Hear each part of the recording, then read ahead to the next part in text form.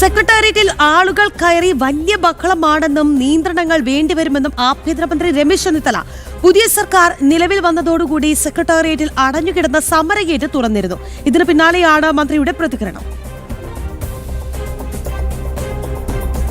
ഈ ആളുകളെല്ലാം കൂടെ കയറി വലിയ ബഹളമാണ്. ഇതിന് ചില ക്രമീകരണങ്ങൾ വേണ്ടി വരും. സാധാരണഗതി 3 മുതൽ 6 വരെ 5 വരെ ആണ് ആളുകളെ പണ്ട് കയറ്റിക്കൊണ്ടിരുന്നത്. ഇതിപ്പോൾ 24 മണിക്കൂറും ആളുകൾ തിങ്ങിക്കയറി അവിടെ ഒന്നും ചെയ്യാൻ കഴിയാത്ത ഒരവസ്ഥ ഉണ്ട് എന്നുള്ളത് സത്യമാണ്. പക്ഷെ അത് മാധ്യമങ്ങളല്ല, മറ്റുള്ള ആളുകളാണ് വരുന്നത്. അതെന്ത് വേണമെന്നുള്ളത് തീരുമാനിക്കും. ശ്യാമപ്രസാദ് ചേരുകയാണ് തലസ്ഥാനത്ത് നിന്ന്.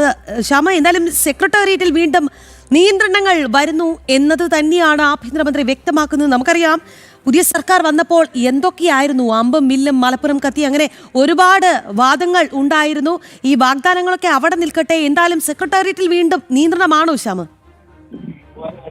രാഗി, സെക്രട്ടേറിയറ്റിൽ വീണ്ടും മാധ്യമങ്ങൾക്ക് നിയന്ത്രണം വരുന്നതിന്റെ ഒരു സൂചനയാണ് ഇപ്പോൾ നൽകിയിരിക്കുന്നത്. ആഭ്യന്തര വകുപ്പ് മന്ത്രി അല്പസമയം മുമ്പ് മാധ്യമങ്ങളോട് ഇക്കാര്യം വ്യക്തമാക്കിയിരുന്നു. അതായത് സെക്രട്ടേറിയറ്റിൽ നിലവിൽ തിരക്കുകൾ ഏറി വരുന്നു, അതിനാൽ തന്നെ മാധ്യമ നിയന്ത്രണം ആവശ്യമാണ്.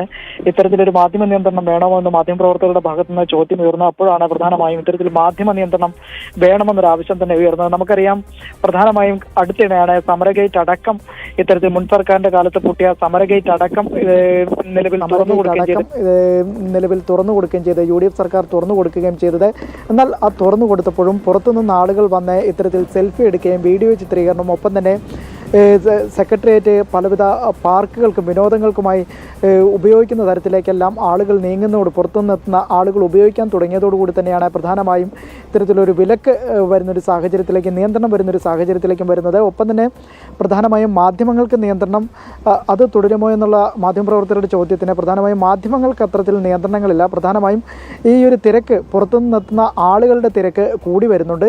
അതിനാൽ തന്നെ നിലവിൽ നിയന്ത്രണങ്ങൾ കടുപ്പിക്കേണ്ടതിൻ്റെ ഒരു ആവശ്യകത അനിവാര്യമായി വരികയാണ്. പക്ഷേ എന്നാൽ മാധ്യമങ്ങൾക്കുള്ള നിയന്ത്രണത്തിൻ്റെ കാര്യം തങ്ങളുടെ ശ്രദ്ധയിൽപ്പെട്ടിട്ടില്ല. അക്കാര്യങ്ങൾ പരിശോധിക്കുമെന്ന് തന്നെയാണ് പറയുകയും ചെയ്തത്. എന്തായാലും മുൻ സർക്കാർ തുടങ്ങിവെച്ച ആ മാധ്യമ നിയന്ത്രണം UDF സർക്കാരും തുടരുന്നു എന്ന് തന്നെയാണ് നമുക്ക് എടുത്തു പറയേണ്ട പ്രധാനപ്പെട്ട ഒരു കാര്യം.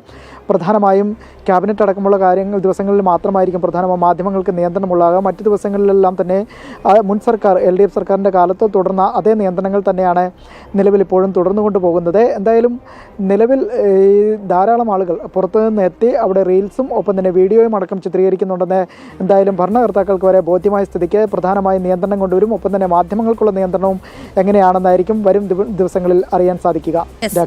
ശരി ശ്യാം, എന്തായാലും ചെന്നിത്തല പറയുന്നത് ഈ സെക്രട്ടേറിയറ്റിൽ ഇപ്പോൾ വലിയ ആളുകളുടെ ബഹളമാണ്, അതുകൊണ്ട് തന്നെ നിയന്ത്രണങ്ങൾ വേണ്ടി വരും എന്നുള്ളതാണ് ആഭ്യന്തരമന്ത്രി രമേശ് ചെന്നിത്തല പറഞ്ഞു വെച്ചത്. എന്തായാലും പുതിയ സർക്കാർ വന്നപ്പോൾ വലിയ രീതിയിൽ ഒരു ഷോ ഓഫ് ഒക്കെ നടത്തിയിരുന്നു. സമര ഗേറ്റ് തുറക്കുന്നു, എന്തായാലും അതിലൂടെ മുഖ്യമന്ത്രി പ്രയാണം നടത്തുന്നു. പക്ഷേ ഇപ്പോൾ ആളുകളുടെ ഒരു ബഹളം അവർക്ക് താങ്ങാൻ സാധിക്കുന്നില്ല. ഇനിയൊരു നിയന്ത്രണം എന്ന തരത്തിലേക്കാണ് കാര്യങ്ങൾ പോകുന്നത് എന്നുള്ളതാണ്.